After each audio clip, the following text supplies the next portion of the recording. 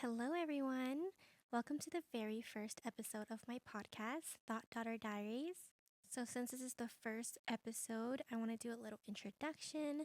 My name is Kalmong and I go by KM. I'm starting this podcast because I am a girl who has a lot of thoughts, a lot of feelings that I don't always express out loud. And I'm in the season of learning the truth within myself and becoming more self aware and moving through life with more softness, intention, and love. This podcast is my safe space to reflect, feel, and grow.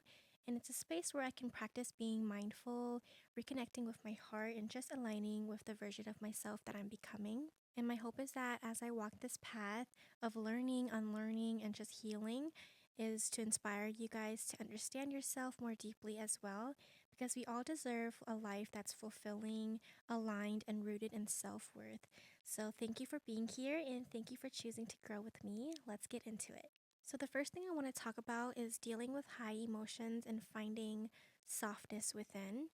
I've always been a person who feels really deeply and I pick on people's energies, I overthink, and I try to understand the why behind every single little thing. When something happens, especially with the people that I love, my mind immediately tries to find the meaning behind it. I used to see my emotions as too much or that they made me look weak. I feel like when people first meet me, they say that I look really strong and put together, like I have my shit together, but on the inside, I feel like my mind is all over the place and I feel every little thing. But now that I'm learning that my emotions are actually a really beautiful part of myself, it shows that I love deeply and that I care so much and that I lead with my heart. And what I'm learning now is to honor my emotions, but not letting them control the entire moment, and to hold space for myself with compassion instead of judgment.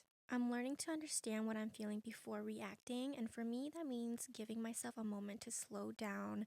And this can mean to open my journal and just write out exactly how I feel and why this made me feel this way, why it triggered me, and what I actually need in that moment. This will help me sort my emotions instead of letting them take over, and it gives me a space to respond from clarity instead of confusion. Another thing I'm learning is to pause instead of shutting down, which shutting down is something I do pretty often. I've realized I don't like talking things out right away, not because I don't care, but because I get frustrated really easily and I want to make sure I understand my feelings before I speak. I don't ever want to say something in the heat of the moment that I'll regret later, which from past experiences, I don't want that to ever happen. So I'm learning to take a breath and just pause, collect myself rather than completely shutting down or pulling away from the situation. The third thing that I'm learning is just to let go of needing closure from everyone.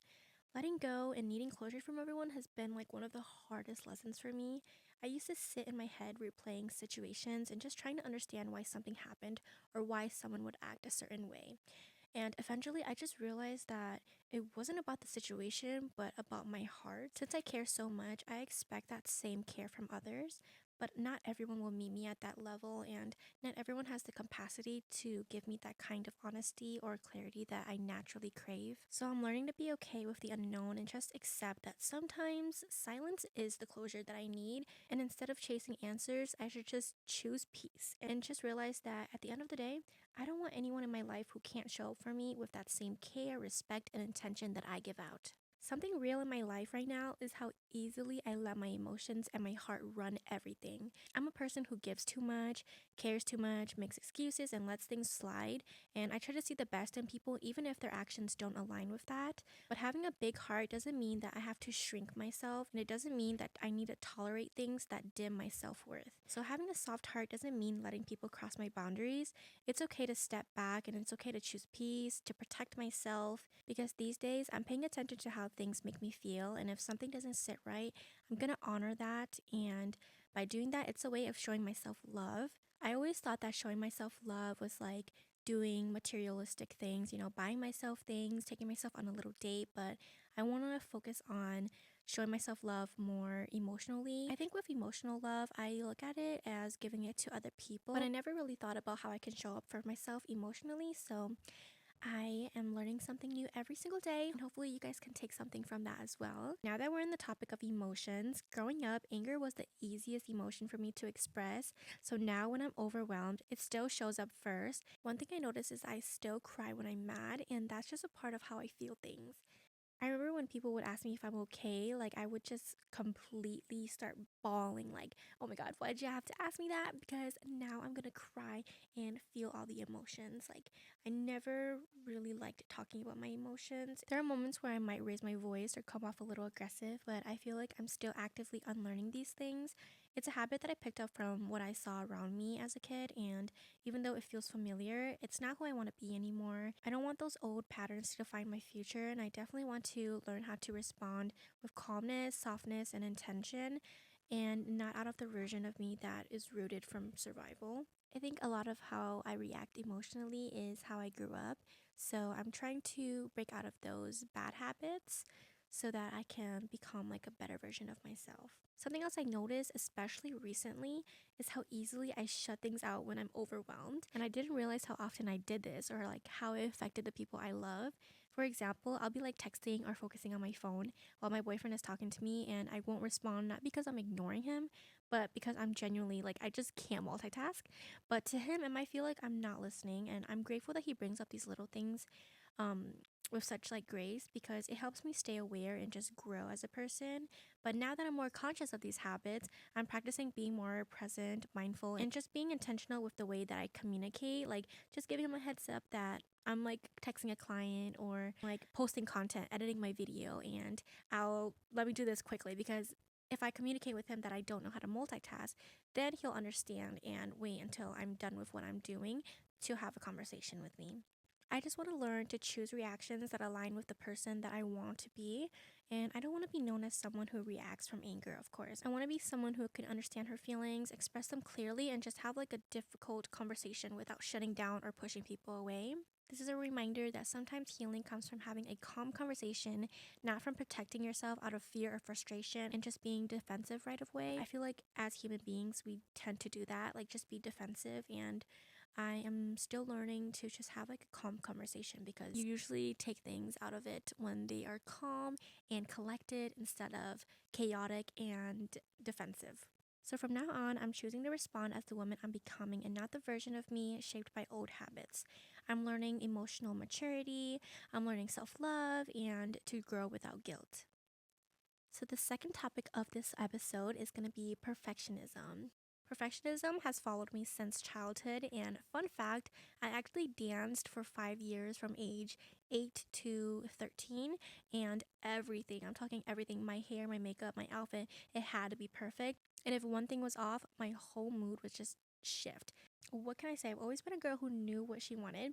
And as an adult, that perfectionism actually shows up in so many ways. I want things to look a certain way and I want them to align with my vision so perfectly. But the truth is that perfectionism has slowed me down more than anything else. I'll avoid editing videos because I don't feel calm enough or ready, and I'll procrastinate because I'm waiting for the perfect moment, but there's never going to be a perfect moment. And the funny thing is, the videos that I edit in 10 minutes often perform better than the ones that I'm like stressing over and procrastinating for like an hour. I'll doom scroll on TikTok, and most of the time I see a lot of inspiration of content that I want to post, and I'll just get overwhelmed with these content ideas that I'll never start because I wanted my video to turn out just as perfect as those ones. This actually led me to not posting consistently for like 2 to 3 months when I was doing a really good job at posting and I was getting a lot of engagement. But I had stopped because I just feel like I needed to meet this standard. And this might sound so silly, but I've been wanting to get into coloring, and my boyfriend actually got me these like Bobby Good coloring books that are pretty expensive, and I haven't touched them in a year because I don't want to mess up my expensive coloring books and I wanted to be perfect to do it justice. But honestly, who cares? Because if I mess up, like I have the next page to redeem myself.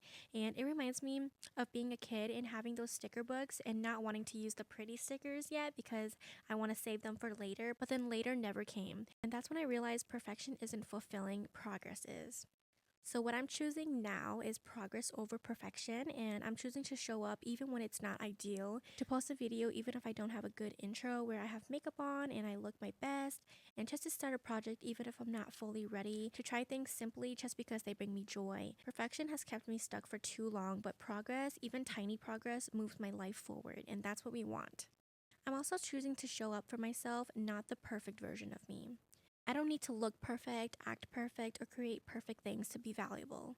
I want to show up as the real me, the imperfect, evolving, and growing version of me. And that woman is enough, and that's the person that I want people to know. And that shift alone has brought me so much freedom into my life. I recently went to New York. I was posting a lot of content that I enjoyed posting, and I was giving out videos like left to right. And the people that engaged with my videos were really enjoying that, and it didn't feel like a job or like I dreaded doing it. I feel like high emotions and perfectionism actually connect. My emotions make me want things to be perfect, and my perfectionism actually triggers my emotions. And both come together from wanting to feel safe, loved, and understood. And as I grow, I'm learning that I don't need to control to feel safe. I don't need perfection to feel worthy, and I don't need to have everything figured out to move forward. I just need to align with myself, my truth, and my path, and trust the process. So yeah, these are the two biggest things that I've been working on, not letting my emotions run my life and not letting perfectionism stop me from creating the life that I want. So the reason why I actually started this podcast was because one day I was just like really emotional, and I realized that as a kid I never really expressed my emotions, and even now I don't do so, but I want to do a better job at just listening to my emotions and understanding myself. Like, I never really saw it growing up. It wasn't a norm. Like, even when people said I love you to me, it was like, I don't even know what love is. Like, what do you mean you love me? Like, I only ever loved my parents. So now that I am growing and adulting, trying to find myself, I want to look at things in a different light. And this podcast is a part of my journey now. I'm learning myself. I'm growing softly. I'm choosing intention. I'm letting go of what no longer aligns with the woman that I'm becoming. So, if you listened all the way through, thank you so much. And I hope something in this episode touched your heart, inspired you, or reminded you of your own worth. And I hope you join me for the next episode of Thought Daughter Diaries, where we grow, align, laugh, and walk this path together. I love you guys. Talk to you soon.